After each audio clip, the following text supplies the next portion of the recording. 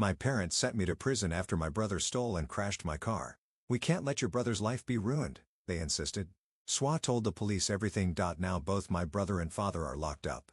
Under the icy December night sky, I stared at the sight of my beloved SUV crashing into a telephone pole. Snow began to cover the car's body, and the chrome decorations glistened coldly like ice. This scene seemed to foreshadow the impending collapse of our family. However, to tell this story, I must start from much earlier, for the distortions within our family began long ago. My name is Kristen Carlson. This story might seem to revolve around a dispute over a car on the surface. In reality, however, it is a record of the long-standing distortions in my family erupting all at once. The car was merely a symbol. The events surrounding it mercilessly brought to light the truths we did not want to see. Within what appeared to be a peaceful family, everyone's grievances, secrets and scars overflowed from that night onward. Looking back, that night was a turning point for our family. In my family, there was an unspoken but recognized hierarchy, and at its pinnacle stood my brother, Jonathan. From birth, Jonathan received all our parents' affection. His arrival was a miracle for my parents, who had struggled with infertility. However, when I was born unexpectedly a year later, the joy of my parents was not as profound as it had been, as my grandmother later confided to me. "Your mother wanted a boy," she said. "After Jonathan was born, her wish was fulfilled. You were an unexpected gift." This unexpected gift continued to be treated as an extra. Everything Jonathan wanted was given to him. His failures were forgiven, and even his violent actions were dismissed with a laugh, because boys will be boys. Issues related to Jonathan in our family were always swept under the rug for special reasons, but if I did the same, I was immediately scolded. One of my earliest memories is of a doll I received on my 5th birthday. I vividly remember the day Jonathan broke the doll that I had cherished and displayed. "Your brother was just curious," my mother said, dismissing my tears. "It's your fault for not taking care of your things." Such unreasonable situations were my daily reality. My possessions were also Jonathan's. My books, my toys, my time, all were taken away under the pretext of for my brother's sake. Yet, as a child, I wanted to believe that my family loved me. Otherwise, the daily reality was simply too sad. Even at school, I could not escape Jonathan's influence. He was athletic and popular, while I was a quiet student who often spent time in the library. I felt as if I had no place anywhere. But the quiet library was my sanctuary. However, I always maintained top grades. Perhaps that was a desperate attempt to be recognized. I hoped that by being special in some way, my family would finally see me. "Kristen, why can't you be like your brother?" my father often said. "Jonathan is proactive. Everyone likes him. But you..." His words trailed off, but the meaning was clear. No matter how hard I tried, Jonathan's shadow never faded. Our parents treated such situations as if they were the norm. "Because he's your brother. Because we're family." These words constantly suppressed my feelings. It was considered the norm in our family, and nobody questioned it. No matter how much I internally resisted, the atmosphere that did not allow me to raise my voice was ever present. And gradually, I realized that in this family, I was just existing. On my 18th birthday, I left home carrying only a small bag. I left the house before dawn, and strangely, I felt a sense of relief. When I gently closed the door of the house, I felt as if I had been released from the overwhelming pressure that had crushed me. I didn't look back, only walked forward. From somewhere in the distance, the sound of birds chirping could be heard, and as the faint light began to illuminate the sky, a realization quietly surged within me that I was starting a new life. The one who welcomed me was my paternal uncle, Douglas. I had vague memories of meeting him when I was young, but since then, there had been little interaction. Nonetheless, as a former police officer, he had long been concerned about my family's situation. This goes back to the time when my family visited Uncle Douglas's house when I was a child. By chance, Uncle Douglas overheard my parents praising Jonathan while dismissing me. "Kristen is a bit too introverted, isn't she? Can't she be more outgoing like Jonathan?" my father said. To which my mother laughed and replied, "Well, she's a girl, so maybe that can't be helped." Although Uncle Douglas didn't pursue the matter deeply at the time, he occasionally checked on me afterward. Sometimes he would call and ask, "Is Kristen all right?" But my parents would lightly dismiss it, saying, "Oh, she's all fine." His concern turned into conviction when I appeared on the list of top students published by my middle school. Uncle Douglas happened to see it and wanted to praise my efforts, but he was faced with my parents' cold response when he contacted them. "Kristen's grades are good, but, more importantly, Jonathan is doing well in his new sports team," they said, changing the subject. At that moment, Uncle Douglas realized how I was being treated within the family. Ever since then, Uncle Douglas had secretly resolved to always extend a helping hand whenever I reached out for help. When I reached out to him at the age of 18, he welcomed me without hesitation. His home was filled with a calm atmosphere I had never experienced before. The walls were adorned with photographs he had taken during his active days, and the bookshelves were lined with police-related books and magazines about his hobby, fishing. Everything seemed to reflect his personality, and each detail felt fresh to me. "Here, you can be yourself," Uncle Douglas told me, providing me with a small room. Though modest, the room was furnished with warm wooden furniture and soft curtains, creating a comforting space. That night I cried tears of joy for having my own space for the first time. I buried my head in the pillow, unable to contain the emotions I had been holding back. Uncle Douglas gave me his SUV, which he had used during his time as a police officer. It wasn't in perfect condition, but the engine was robust, and the interior was well maintained. "I have a special attachment to this car," he said softly, caressing the hood. "Kristen, I believe you will take good care of it." The car became more than just a means of transportation for me. It symbolized freedom and independence, a testament to my new life. Every time I drove, I felt like I was stepping into a broader world. The feel of the steering wheel, the vibrations from pressing the accelerator, all of it reminded me that I was alive. Polishing the car before going to work became my daily ritual, almost like meditation. As I wiped the body with a cloth, I felt my mind gradually aligning itself. The sound of the engine starting seemed like a heartbeat filled with hope. I vividly remember the coldness of the wind and the sense of freedom when I first drove the car through the city. Life with Uncle Douglas gradually healed my spirit. During dinner times, we would laugh over stories from his days as a police officer and his fishing trips. Those peaceful moments became incredibly precious to me. I wasn't used to being loved, but Uncle Douglas was always on my side, respecting my existence. For the first time, I began to understand what it meant to be myself. The days spent in his home were shaping a new form of family for me. "Family is determined by bonds, not blood." Uncle Douglas's words deeply resonated with me. Meanwhile, Jonathan's life was filled with turmoil. In high school, he was celebrated as a star athlete, but things did not go well for him after entering college. Initially, he received a scholarship and led a glamorous life as a member of the American football team. But his lack of focus on practice and indulgence in flashy play led to poor grades. Eventually, he was forced to drop out after 2 years. He drifted through various jobs afterward, none lasting long due to conflicts with supervisors or criticisms of his lack of responsibility. Jonathan always boasted, "I can do bigger things," but reality did not accept him. His irresponsibility manifested in his personal life too, causing problems with speeding and drunk driving, and leading to the destruction of 3 cars. The worst incident was when he completely wrecked the last car by crashing it into a telephone pole. After that, the insurance company refused to renew his contract, and he could no longer own a car.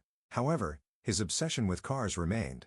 This fixation eventually led his gaze to my cherished SUV. On Christmas night, I was spending time with my family at my parents' house for the first time in a long while.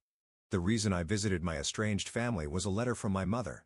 As the year-end approached, she had sent a brief letter saying, "It would be nice if we could spend time together as a family."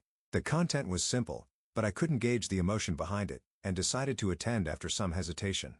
Perhaps I hadn't yet mustered the courage to completely cut ties with my family. Snow quietly continued to fall outside the window, enveloping the surroundings in a white silvery world. The living room was warm with the fireplace burning, and the table was set with roasted turkey, mashed potatoes, and green bean casserole, creating the appearance of a perfect family gathering. My mother carried a cake from the kitchen, and my father poured wine, both in high spirits, but I sat there feeling uneasy. Jonathan seemed to act as if nothing was wrong, but every time his gaze turned toward me, a sense of wariness spread through my heart. I had noticed his interest in the SUV long before. A few weeks before Christmas, we had accidentally reunited. One holiday, as I was having lunch at a cafe near Uncle Douglas's house, Jonathan suddenly appeared. It seemed that the apartment he was living in at the time was near Uncle Douglas's house, and he had spotted me by chance. "Kristen, you live around here." He sat down with a surprised look on his face. At first, I was cautious, but Jonathan started chatting in his usual lighthearted manner, asking about my life. It was then that I noticed his gaze shifting towards my SUV parked in the lot. "Hey, Kristen, is that car yours?" he pointed out, his eyes lighting up. "It was a gift from Uncle Douglas," I replied, and Jonathan nodded in admiration. "It's a nice car. It has a strong feel that I love. I'd like one like this someday, but it's just not possible right now," Jonathan said, his gaze hinting at something beyond mere curiosity.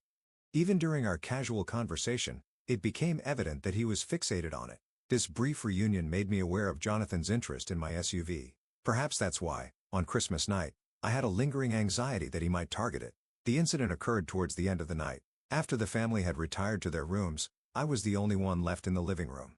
As I stared into the fireplace, lost in thought, I suddenly realized that my car keys were missing. They were nowhere to be found in my bag. A sense of unease quickly turned into a foreboding feeling. I rushed to the window and saw that the space where the SUV had been parked was now empty. I felt the blood drain from my face. I hurriedly grabbed my phone and opened the tracking application Uncle Douglas had installed. The screen flashed with the indication that the car was moving several miles away. Jonathan had taken my car keys without me noticing and stolen my cherished SUV. I later learned that he needed the car to go to a party with friends. Why he would do such a thing, why he wouldn't even borrow a car from someone else, but instead use mine without permission, swirled through my mind. But before I could seek answers to these questions, the urge to retrieve the car overcame me, and as I had feared, under the influence of alcohol, Jonathan mishandled the car and crashed on the icy road. I took a taxi to the scene, where I found the SUV smashed against a telephone pole and Jonathan being led away by the police, still drunk. Seeing that sight tightened a knot in my chest. The car, handed down from Uncle Douglas, was precious to me. More importantly, it was a symbol of my freedom, and to see it destroyed in such a way was unbearable. However, what shocked me even more was the reaction of my parents. They had arrived at the scene before me, and were attempting to lie to the police officers, saying, "The car belongs to our daughter. She was driving. Our son was just caught up in it." The motive was clear. They were willing to sacrifice me to protect their son. "My daughter Kristen was driving," my mother explained shakily to the officer. "She got a bit panicked. We came to help her." At that moment, I felt as if my blood had turned to ice. The family distortion I had faintly sensed up until now was starkly evident. My parents had never really intended to protect me. Any slight hope I had for my family evaporated in that instant. Feeling a surge of anger building inside, I decided to call Uncle Douglas. He answered immediately, and upon hearing my situation, he said he would come right away. Knowing Uncle Douglas had connections with the police, I hoped that his arrival would help stabilize the situation. After a while, Uncle Douglas arrived at the scene. As a former police officer, he assessed the situation calmly and quickly spoke to the officers. One of the officers at the scene happened to be a former colleague of his. "I'm aware of what happened here. Jonathan was driving a stolen car," he began his testimony. Uncle Douglas's statement, surveillance footage from the scene, and the tracking records of my car all matched, clearly proving that Jonathan had stolen the car. Subsequently, the police conducted a more detailed investigation, and Jonathan was arrested for driving without a license and under the influence. His actions resulted in a suspension of his license for over a year, a fine of several $1,000s, and a criminal record. Then, the discussion about the car repair cost began in a more contentious atmosphere than anticipated. Under the fluorescent lights of the body shop, my father's face looked more severe than usual. Jonathan offered to pay all the repair costs. It must have been a significant decision for him. However, my parents objected to his decision. "There's no need for that," my mother said with a trembling voice. "We're family. We should share the burden." That statement cut through something inside me. Emotions I had suppressed for years overflowed like a dam bursting. "Enough is enough," I shouted. "Why do you always protect him?" I had no choice but to leave home, to go to Uncle Douglas's house, all because of you guys. You're covering for him even after he stole my car, and you even tried to lie to the police. And now, when he's finally trying to take responsibility, you're still interfering. What's the family about this?" The shop fell silent. At that moment, a customer waiting for repairs muttered under his breath, "Oh, my goodness." Typical parents who hinder their child's growth. That comment snapped my father's restraint. He attacked the stranger, later identified as Michael Fisher, with unchecked aggression. My father's fists mercilessly struck Michael's face, slamming him against the wall. I was frozen with fear. The violent tendencies my father had shown at home were now exposed to the outside world. As the staff called the police, my father, in a panic, left my mother behind and fled. After being detained for several weeks, he was released. During his detention, he was ordered to undergo a mandatory anger management program. The program included cognitive behavioral therapy and group therapy, and it definitely changed my father's condition. Meanwhile, Jonathan also paid a heavy price. He faced a criminal record, paid hefty fines, and received a suspension of his driver's license for over a year. This series of experiences seemed to have a significant impact on him. He became like a different person, actively trying to mend our relationship. He reached out almost weekly, deeply reflecting on his past actions and repeatedly apologizing. However, his relationship with our father did not improve. Instead, the distance between them only grew. In particular, their shared criminal records seemed to push them further apart. The most shocking change was my mother's transformation. After the arrests of my brother and father, she became like a different person. Her attitude towards me became cold, and her anger intensified. She started to blame everything on me, and her words were piercing. If you had just lent him the car from the beginning, none of this would have happened.